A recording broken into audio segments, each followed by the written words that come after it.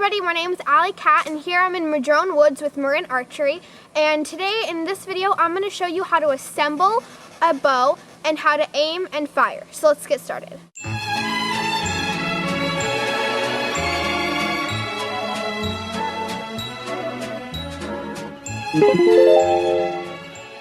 Okay, so now we're going to assemble the bow.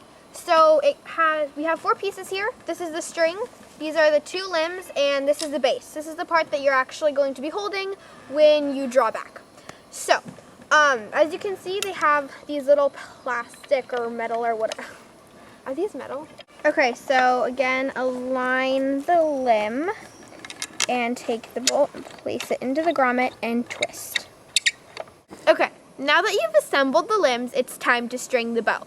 First, you need to figure out which side is the top. To do that, notice the arrow rest. If you can rest an arrow on it like this, then it's correctly faced. The string will go on 2 ways, but only one of which is correct. To find out which is correct, take a look at this middle black section here and notice this golden bead. This golden bead is called the knock rest. Whichever side the knock rest is closer to is the side that will go around the top limb.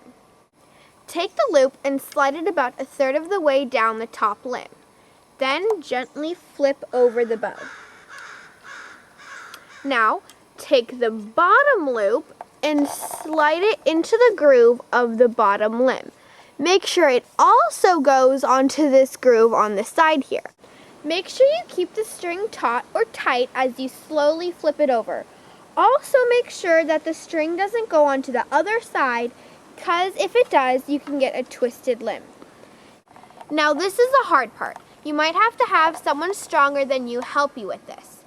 Step into the bow with your right foot and wrap it around your left ankle or low shin. Now wrap the body of the bow, which is this part right here, around your lower back or hip. Take your hand flat on the bow, apply pressure as you inch it up to the top, and it snaps in place and it lies flat on the groove. Now make sure that the string on the other limb is in its place, because through all that tension and pulling it might have slipped out like it has here. That's alright, just slide it back into place. As far as selecting a spot to shoot your arrows, a hill or a slope like this one in Madrone Canyon is best. That way you can see exactly what you're shooting and you're not putting anyone or anything at risk. As far as you okay? Oh, my leg. Okay, go. As far as selecting targets, paper items like empty coffee cups or just a sheet of paper with the bullseye drawn on them laying against the ground is best. When you're using cardboard and the arrow is shot through, if it goes too far, it'll ruin the vanes. And as you'll find out, arrows are very expensive. To load the arrow, take the knock, which is this orange part right here, and clip it underneath the knock rest, which is this golden bead.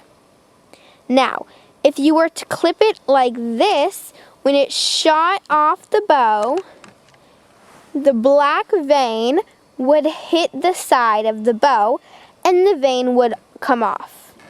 So what you want to do is make sure that when you load the arrow, the odd colored vein is pointing outward. Now on some arrows, the veins are all the same color, so you'll just have to use your best judgment. When aiming, you need to pull the string back to your anchor point. Your anchor point is a point on your face where you naturally feel comfortable pulling the string to. For me, it's the corner of my thumb touching my temples, but for everybody it's different. If you always pull the string back to the same anchor point on your face, you'll be able to adjust your aim. If you'd always pull it back to a different anchor point, you'll be shooting randomly and you won't be able to alter it at all. Once you have the string drawn to your anchor point, breathe slowly, release your fingers simultaneously, and let your hand fly back.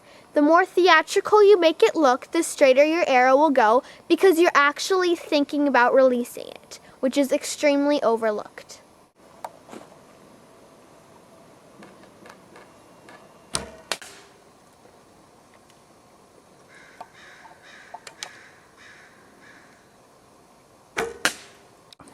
When pulling the arrows out of the ground, do not hold them by the vanes. Instead, just pull them from the shaft. Okay, let's talk about equipment for a minute. So over here we have a variety of sizes of arm guards. This one is my size, but we also have for larger sizes and smaller sizes. Also, if you don't have calluses on your fingertips, then pulling back the string over and over can be really painful. So to fix that, here I have some fingertip guards. And I made these from just cutting the tips off of my bicycle gloves, and they're perfect because they have a little leather padding here. Thanks for watching, and if you have any questions, please email us at Marin Archery and we'll be sure to respond. Check back soon for more videos. I'll see you later.